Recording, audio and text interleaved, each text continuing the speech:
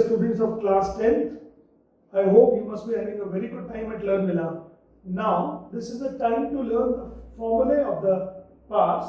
Formula students हम लोगों ने अभी पार का सिर्फ यही सीखा था कि it is the rate of work done upon time taken. आज उसके अंदर कुछ और फॉर्मूले हम लोगों को सीखने हैं, देखिएगा प्लीज. वो फॉर्मूले क्या है पावर के?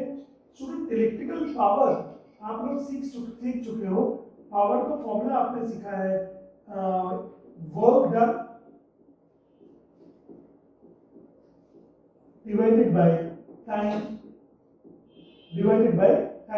work done divided by time. अब स्टूडेंट्स वर्क डन को हम लोग ये भी बोल सकते हैं electrical energy consume divided by time taken. अब स्टूडेंट इलेक्ट्रिकल एनर्जी कंज्यूम के हमारे पास फॉर्मूले थे तीन, अगर आपको याद होगा. एक एनर्जी का फॉर्मूला था I स्क्वायर RT, एक फॉर्मूला था V square upon R into T, और एक और फॉर्मूला था VIT. स्टूडेंट्स ये तीन फॉर्मूले थे, लेकिन जब हम पावर के लिए फॉर्मूला कैलकुलेट करेंगे तो हम इन सबको अलग अलग टाइम से डिवाइड कर देंगे, क्योंकि आपको मालूम है electrical energy upon time is power. तो स्टूडेंट्स बोलते हैं इलेक्ट्रिकल पावर, तो ये टाइम में कैंसिल आउट. तो स्टूडेंट्स इलेक्ट्रिकल पावर के आपके पास में तीन फॉर्मूले हो गए. इलेक्ट्रिकल पावर के आपके पास में तीन फॉर्मूले हो गए. Number one I square R, V square upon R and VI. और स्टूडेंट्स यूनिट हो जाएगी वॉट. Unit is what. आपको मालूम है वॉट और kilowatt hour the units of the electrical power. What is the SI unit. What जो है students वो SI unit of electrical energy, electrical power है. तो student electrical power is V square upon R, I square R and VI. These are the formulae for the electrical power. In last episode we have talked about the power, but we didn't discuss the formula for the power. But now we have got the formula for the power also. तो students power के तीन फॉर्मूले clear हो गए सब लोगों को. सबसे पहली बात तो यहाँ पे मैं वो फॉर्मूले लिखता हूँ जो ऑलरेडी हम लोगों ने कर लिए हैं. जैसे एक फॉर्मूला कर लिया हम लोगों ने हीट एनर्जी या electrical energy I square RT या फिर V square upon R into T या फिर VI, और एक और फॉर्मूला है power is equal to I square R, फिर दूसरा formula V square upon R, और तीसरा फॉर्मूला VI. क्योंकि डिनोमिनेटर में टाइम का फैक्टर आता है, इस वजह से टाइम के फैक्टर्स कैंसिल आउट होते हैं. अब स्टूडेंट्स एनर्जी का, इलेक्ट्रिकल एनर्जी या हीट एनर्जी का एक और फॉर्मूला आप लोग लिख रहे हैं power into time. Electrical energy का एक और फॉर्मूला हम लोग को लिखना है, that is power into time. Student last lecture में हम लोगों ने आपको डिस्कशन करके दिया था concept of commercial unit of energy. आपको हम लोगों ने बताया था joules is supposed to be a very smaller unit of energy. Joules एक बहुत ही छोटी यूनिट ऑफ एनर्जी है स्टूडेंट्स. वो हम लोग इलेक्ट्रिकल पावर को या इलेक्ट्रिकल एनर्जी को मेजर करने में यूज कर तो सकते हैं, लेकिन वो बहुत छोटी यूनिट है. उसमें कैलकुलेशंस बहुत ज्यादा होगा, टाइम कंज्यूमिंग ज्यादा होगा, और बहुत ज्यादा बड़े बड़े मीटर्स भी हमको लगाने पड़ेंगे. तो स्टूडेंट्स लास्ट वीडियो को एक बार देखिएगा तो आपको पता लगेगा जूल्स हम लोग क्यों नहीं यूज करते हैं. Now the electrical energy can be measured in kilowatt our. Kilowatt hour is the commercial unit of electrical energy. Kilowatt hour इसी को बोलते हैं यूनिट. और आपको ये याद होगा स्टूडेंट्स, हम लोगों ने लास्ट वीडियो में डिस्कशन किया था वी पे फॉर इलेक्ट्रिकल एनर्जी, यानी हमारे घरों में जो बिल आता है स्टूडेंट वो मेन आता है इलेक्ट्रिकल एनर्जी का. इसलिए लास्ट टाइम आपको बताया गया था कि एनर्जी मीटर्स हमारे घरों में लगे होते हैं, यानी जो हमारे घरों में जो मीटर्स लगे होते हैं वो मेजर क्या कर रहे होते हैं, वो मेजर मेन करते हैं electrical energy consumed in kilowatt hour और units. They don't measure energy consumption in joules. Joules में स्टूडेंट्स वो एनर्जी कंजम्पशन मेजर नहीं करते हैं. तो स्टूडेंट्स ये बात ध्यान रखिएगा, इलेक्ट्रिकल एनर्जी के लिए हम लोग पे करते हैं, तो इसका मतलब हमको कैलकुलेशन भी सीखना चाहिए, कैसे हम लोग इलेक्ट्रिकल एनर्जी के लिए पे करते हैं, क्या कॉन्सेप्ट होता है. चलिए उसको सीख लेते हैं स्टूडेंट्स. सबसे पहले बात तो हमको समझना चाहिए किलोवाट आवर और जूल्स का रिलेशन क्या है. तो आप लोग को लिखना चाहिए अपनी कॉपी में what is the relation between kilowatt hour and joules. तो students kilowatt hour and joules का मतलब देखिएगा हम लोगों ने एक फॉर्मूला सीख लिया है, electrical energy is equal to power into time. तो स्टूडेंट्स इलेक्ट्रिकल एनर्जी का हो गया formula 1 kilowatt hour is equal to 1 kilowatt into 1 hour. इसका मतलब electrical energy 1 kilowatt hour is said to be consumed when an electrical appliance of 1 kilowatt is operated for 1 hour। जब 1 kilowatt का कोई भी एक इलेक्ट्रिकल अप्लायंस 1000 वाट का bulb ले लीजिए, गीजर ले लीजिए, इमर्शन रॉड ले लीजिए, when it is operated for 1 hour, 1000 watt 1 kilowatt is operated for 1 hour, the electrical energy consumed is said to be 1 kilowatt hour or 1 unit। तो स्टूडेंट्स अगर 1 kilowatt hour और 1 unit को हम लोग ऐसे लिखेंगे तो कोई प्रॉब्लम नहीं है। 1 किलोवाट इनटू 1 आवर, 1 किलोवाट को लिख सकते हैं 1000 वाट और 1 आवर को लिख सकते हैं 3600 सेकंड्स। आपको मालूम है कि 1 आवर में 1 hour is equal to 60 minutes और 60 इनटू 60 सेकंड्स, तो 3600 सेकंड्स। अगर कोई स्टूडेंट्स को डाउट हो तो स्टूडेंट्स ये हो गया है 36 lakhs जूल्स ऑफ एनर्जी। अब ये जूल्स कैसे आ रहा है वो भी समझ लीजिए, लिखा होना चाहिए what second, what and second. But students क्या आप लोग जानते हैं वॉट को लिख सकते हैं joules per second, joules per second और second get cancelled out. 3.6 into 10 raised to 6 joules 1 unit और 1 किलोवाट आवर।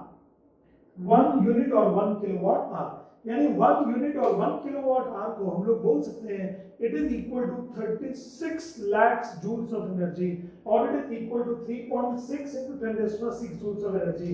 ये क्वेश्चन बोर्ड एग्जामिनेशन के लिए काफी इंपॉर्टेंट है और ये कॉन्सेप्ट भी बोर्ड एग्जामिनेशन के लिए काफी इंपॉर्टेंट है। हर एक टर्म एग्जामिनेशन में जो भी आपके स्कूल्स में इन बिटवीन होंगे इस टॉपिक के क्वेश्चन के आने की बहुत ज्यादा संभावना है। High probability of coming this question into the examination। And what is the question? Establish relation। देखिए आपके स्क्रीन पर आ रहा है, establish relation between kilowatt hour and joules। Establish relation between unit and joules। Unit और joules के बीच में क्या relation होता है? 1 kilowatt hour is equal to 3.6 into 10 raised to 6 joules। तो स्टूडेंट्स ये हो गया कि 1 किलोवाट आवर में कितने जूल्स होते हैं। अब एक बात समझ लीजिए कि जब आपके घर में 36 lakhs जूल्स ऑफ एनर्जी खर्च हो जाती है, खत्म हो जाती है, खर्च कर लिया आपने, तो आपके मीटर में, एनर्जी मीटर में 1 यूनिट बढ़ जाती है, 1 यूनिट बढ़ जाती है। मैं ये भी बता देता हूँ कि जब आपने लास्ट टाइम इलेक्ट्रिसिटी यूनिट का बिल, इलेक्ट्रिसिटी बिल में आपने यूनिट्स देखा था तो उसमें यूनिट कंजम्पशन आया था। तो अगर आपका यूनिट कंजम्पशन सपोज है 360 यूनिट्स, तो इसका मतलब 360 into 3.6 into 10 raised to 6 joules of energy आपने खर्च किए। यानी यूनिट्स को मैंने किसमें कन्वर्ट कर दिया? जूल्स में। यूनिट्स को जूल्स में कन्वर्ट करने के लिए आपको 3.6 into 10 raised to 6 से मल्टीप्लाई करना पड़ेगा। तो स्टूडेंट्स ये 0 और ये 10 raised to 6, तो ये तो हो गया 10 raised to 7 और 36 into 36 का होल स्क्वायर। आप एक बार चेक कीजिएगा कितना होता है 1296। तो एक बार आप चेक करिएगा प्लीज, 36 का होल स्क्वायर इज 1296। मुझे ऐसा याद है 1296। तो 36 का होल स्क्वायर, तो 36 into 3.6 करेंगे तो स्टूडेंट 129.6 आएगा और ये यहाँ हो जाएगा। तो इसको लिख सकते हैं 1.296 into 10 raised to 9 joules of energy.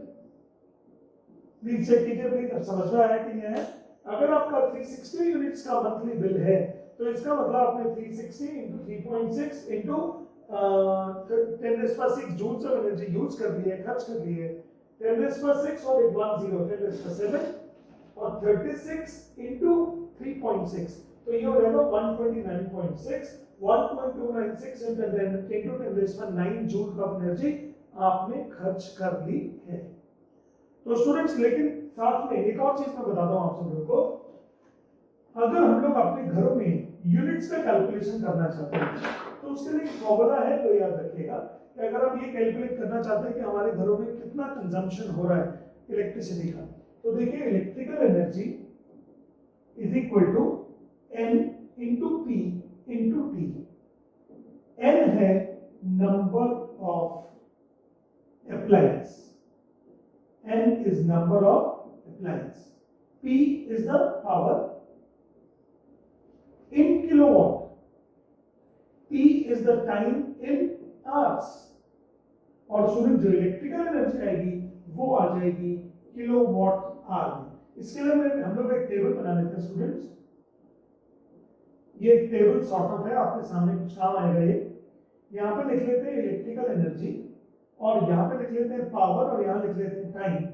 तो स्टूडेंट्स ये ध्यान रखिएगा, अगर पावर देंगे वॉट्स में और टाइम लेंगे सेकंड्स में तो इलेक्ट्रिकल एनर्जी कंज्यूम आएगी जूल्स में। लेकिन अगर पावर देंगे किलोवाट में और टाइम लेंगे आवर्स में तो स्टूडेंट इलेक्ट्रिकल एनर्जी कंज्यूम आएगी किलोवाट आवर में, या आप लोग किलोवाट आवर को यूनिट के नाम से भी जानते हैं। ये टेबल काफी काम के होगी स्टूडेंट्स। पावर अगर आप वॉट्स में ले रहे हैं तो टाइम लेना है सेकंड्स में, पावर अगर किलोवाट में ले रहे हैं तो टाइम लेना है आपको आवर्स में। और स्टूडेंट किलोवाट आवर और यूनिट में अगर आपको एनर्जी चाहिए तो किलोवाट और आवर्स में ही आपको लेना पड़ेगा इस कॉन्फ़िगरेशन को। यानी power if it is taken in kilowatt, time is taken in hours, then energy consumed will be taken in kilowatt hour और यूनिट्स। तो स्टूडेंट्स इस तरह से अब आपको ये याद रखना है इस फॉर्मूले को।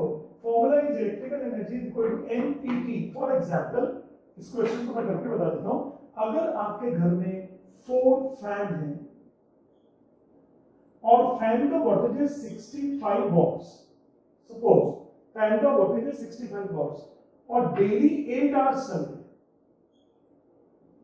यानी क्वेश्चन क्या हो गया, what is the daily and monthly consumption when 4 fans of 65 watt each are operated for 8 hours daily। ये आपकी स्क्रीन पे भी आ गया। तो स्टूडेंट्स इस वाले क्वेश्चन को सॉल्व करने के लिए इधर देखिएगा please. Electrical energy is equal to NPT हमने बनाया।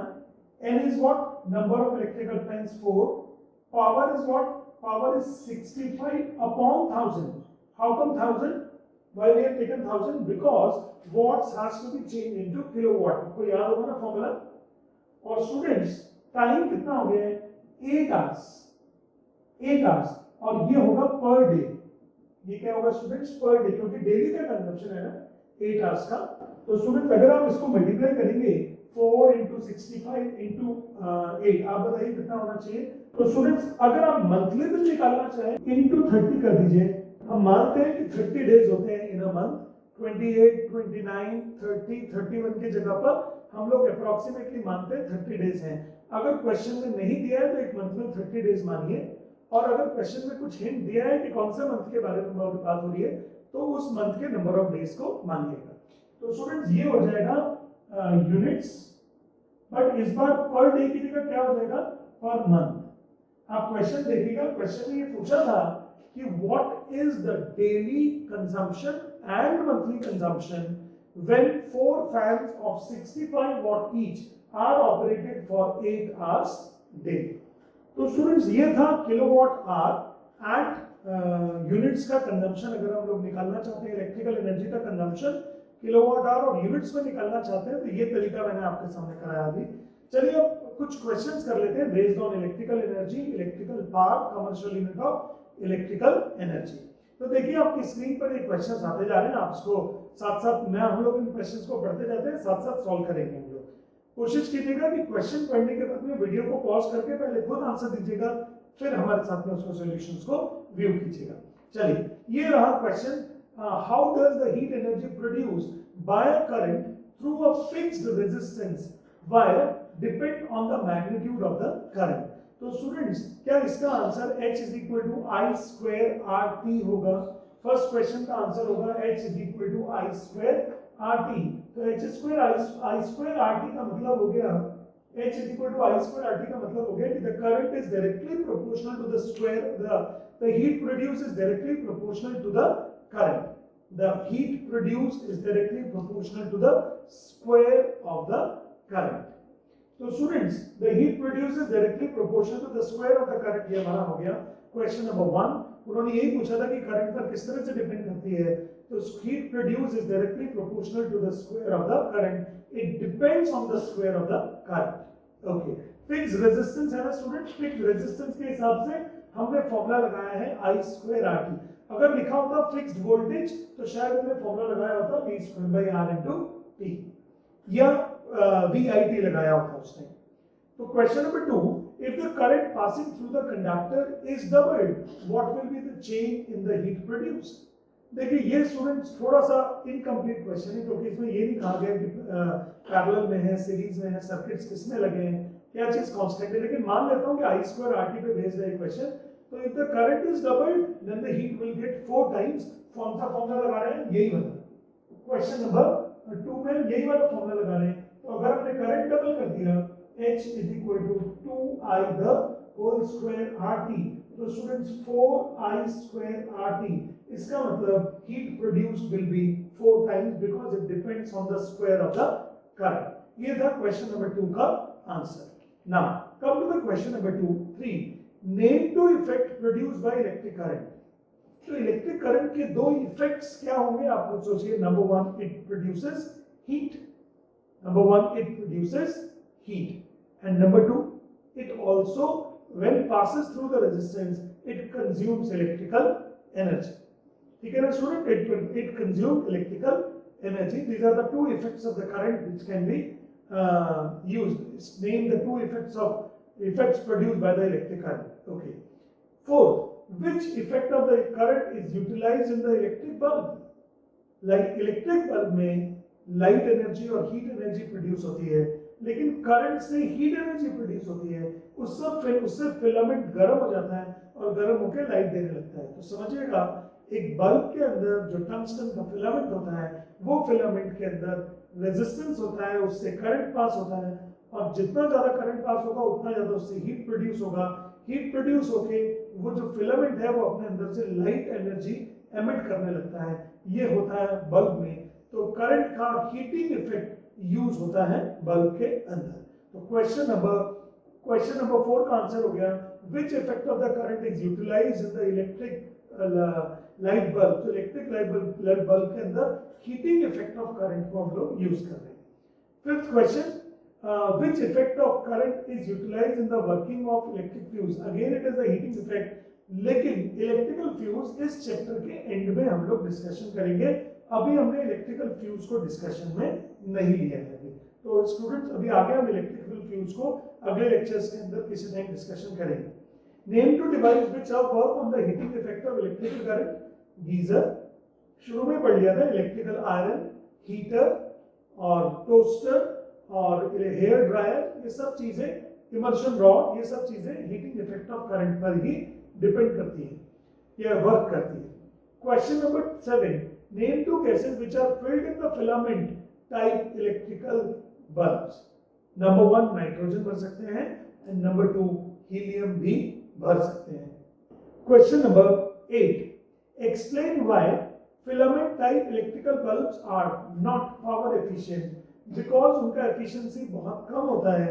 रीजन उसका क्योंकि बहुत सारा पार्ट लाइट एनर्जी के साथ साथ हीट एनर्जी में भी वेस्ट हो जाता है, जिसकी वजह से लाइट एनर्जी में कन्वर्जन इलेक्ट्रिकल एनर्जी का पूरा नहीं हो पाता है।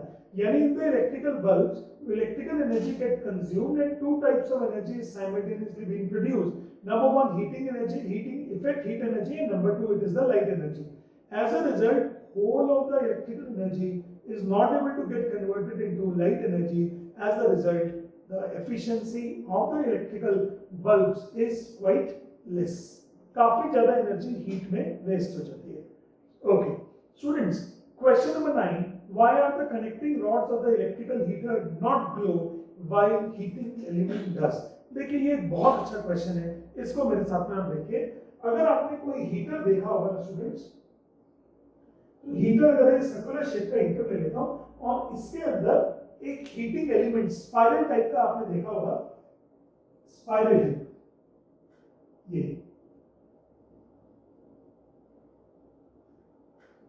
शायद आपने स्पाइरल टाइप का ये हीटिंग एलिमेंट देखा। और मान लो तो यहां से कनेक्शन है wires,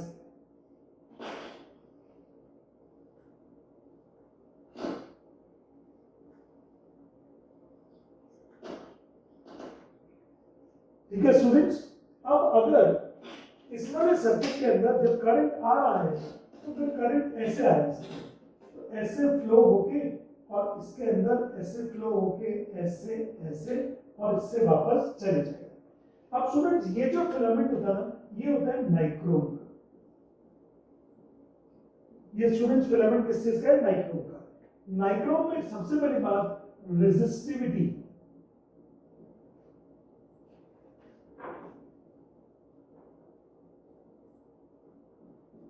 Resistivity rho is very high. Number 2, resistance is very high.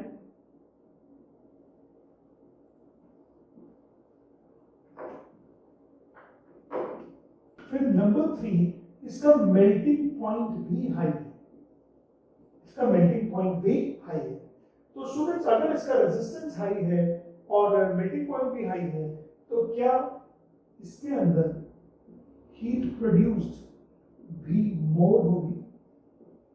इसके अंदर हीट प्रोड्यूस भी मोर होगी। अगर हीट प्रोड्यूस मोर होगी तो डज इट मीन दैट कि इसके अंदर ग्लोइंग हीटिंग इफेक्ट भी ज्यादा होगा, ये ग्लो करने लगेगा।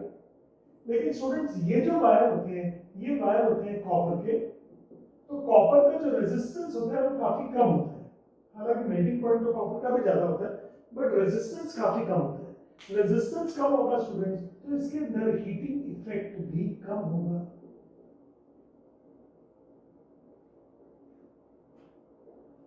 Heating effect is less.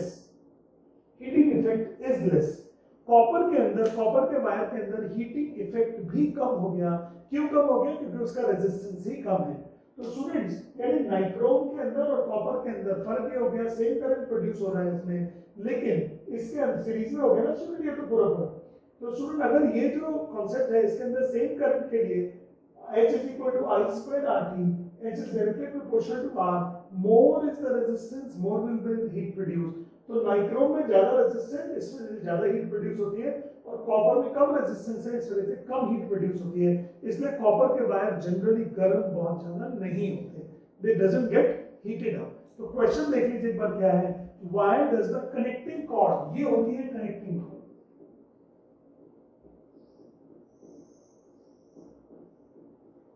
ये है connecting cord. Why does the connecting cord of the electrical heater not glow hot while the heating element does?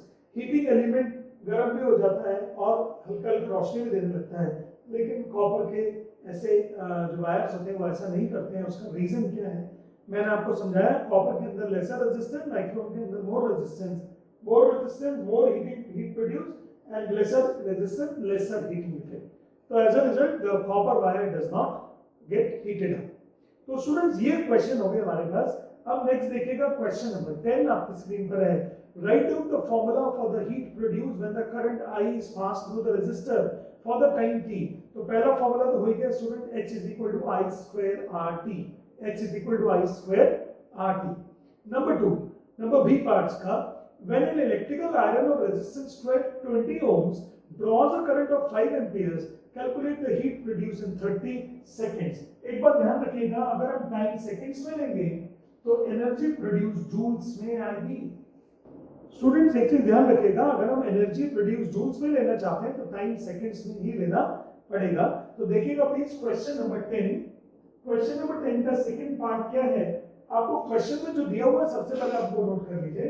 Resistance is being given as 20 ohms, the current is 5 ampere and the time is 30 seconds। एक बार अच्छे से देख लीजिए, time is 30 seconds। तो students क्या heat produce का formula I square RT हो गया।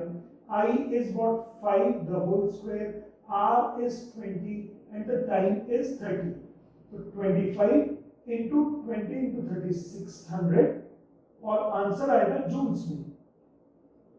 25 into 6 is 150 00 joules।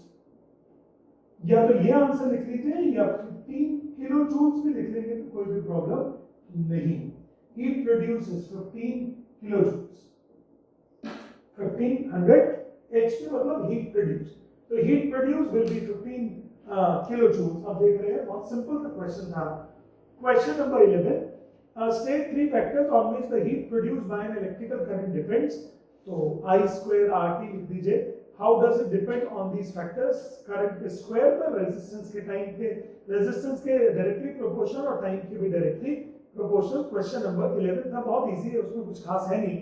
Question number 12, अगर आपने concept समझ लिया तो 11th का आंसर आराम से दे पाएंगे. Question number 12 का second part देखिए, numerical है ये. A resistance of 40 ohms and one of 60 ohms are arranged in series across 220 volt supply. तो स्टूडेंट सबसे पहले तो हम सर्किट डायग्राम बना लेते हैं इसका. तो स्टूडेंट सबसे पहले हम लोग डायग्राम बनाना चाह रहे थे, डायग्राम इसका बन गया, देखिएगा. क्वेश्चन में 40 ओम एंड 60 ओम 220 वोल्ट से कनेक्टेड है सप्लाई से. Find the heat in joules produced by the combination of the resistance in half a minute. तो सबसे पहले बात तो टोटल रेजिस्टेंस निकाल देना चाहिए. तो टोटल रेजिस्टेंस इन सीरीज हो गया 40 plus 60, should it be 100 ohms. और इस कॉम्बिनेशन का टोटल हीट प्रोड्यूस निकालना है आपको हाफ मिनट के अंदर. तो स्टूडेंट्स फॉर्मूला लगाया जाएगा H is equal to I square RT या फिर V square upon R into T. देखिए V दिया हुआ है 220 वोल्ट, टोटल रेजिस्टेंस हो गया 100 और टाइम हाफ मिनट का मतलब कितना हो गया 30 सेकेंड्स. तो स्टूडेंट इसको सॉल्व कर लेते हैं. 22 का whole square is 48400 into 30 divided by 100. देखिए अगर आप फिजिक्स सीखने आए हैं तो यहाँ तक फिजिक्स का कॉन्सेप्ट खत्म हो गया. अब इसके बाद फिर मैथ्स का कॉन्सेप्ट है. ये तो नॉर्मल कैलकुलेशन है स्टूडेंट्स, ये आपको सीखने की जरूरत नहीं है, ये आपको बनता है. बट फिर भी अगर कुछ प्रॉब्लम है तो चलिए मेरे साथ कर लेते हैं इसको. तो ये हो जाएगा 4 3 12, 4 8 3 into 8 24 and 1 25 and 3 4 12 and 2 14 52. 1452 0. एक बार चेक कर लीजिएगा कैलकुलेशन. 484 into 3 3 4 12 1 3 8 24 1 25 2 3 4 12 and 4 12 and 2 1400 520. और ये आंसर आएगा स्टूडेंट्स जूल्स में. हीट प्रोड्यूस निकालना था, answer will be in joules. तो स्टूडेंट्स मेडिकल क्लियर हो गया सब लोगों को. अब एक और न्यूमेरिकल आपके सामने आ रहा है, आप देखिएगा प्लीज, बहुत अच्छा क्वेश्चन है.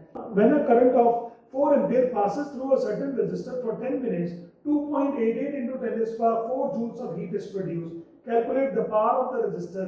Calculate the voltage across the resistor. Voltage चाहिए और पावर भी चाहिए. स्टूडेंट इस क्वेश्चन के देखिए, इसके अंदर करंट दिया हुआ है 4 एम्पीयर. ये है क्वेश्चन नंबर 16 आपकी स्क्रीन पर. 4 एम्पीयर का करंट है और टाइम है 10 मिनट्स. टाइम है 10 मिनट्स, मतलब 10 into 60 सेकेंड्स. ओके. फिर आपको जो टोटल एनर्जी दिया हुआ है वो है इलेक्ट्रिकल एनर्जी. तो स्टूडेंट सबसे पहला क्वेश्चन है पावर. तो पावर का फॉर्मूला कितना है? Electrical energy upon time 2.88 into 10 raised to 4 divided by time is 600 seconds. तो स्टूडेंट्स अगर आप इसको देखेंगे तो दो जीरोस तो यहाँ माइनस हो जाएंगी, 10 raised to 2 हो जाएगा और इसको 6 से डिवाइड कर देता हूँ. तो जब आप इसको 6 से डिवाइड करेंगे तो 6 से डिवाइड करने में, तो स्टूडेंट इसको 6 से डिवाइड कर देते हैं हम लोग. तो 6 से डिवाइड करेंगे तो 6 4 24 6 8 48 एंड इट शुड बी 0.48. तो ये हो जाएगा स्टूडेंट, इसको 10 से मल्टीप्लाई कर देते हैं, 10 raised to 2 से 48 वॉट का पावर हो गया. देखिएगा ध्यान से, 48 वॉट का पावर हो गया. एक बार कैलकुलेशन चेक कीजिएगा. 4.2.88 डिवाइडेड बाय 6 करेंगे तो इट शुड बी 0.48 और इनटू 10 raised to 2 क्योंकि दो जीरोस यहां पे माइनस हो जाएंगे. और तो ये हो जाएगा 48 वॉट्स. तो स्टूडेंट ये हो गया आपका इलेक्ट्रिकल पावर. अब क्वेश्चन नंबर 16 के बी पार्ट में वोल्टेज अक्रॉस द रेजिस्टर भी पूछा है. तो स्टूडेंट अगर वोल्टेज अक्रॉस द रेजिस्टर पूछा है तो वोल्टेज अक्रॉस द रेजिस्टर का देखिए फॉर्मूला है. क्या एक फॉर्मूला है? Power is equal to VI होता है, क्योंकि रेजिस्टेंस हमको गिवन नहीं है. तो स्टूडेंट पावर का हो गया 48 और वोल्टेज पता नहीं है लेकिन करंट पता है I.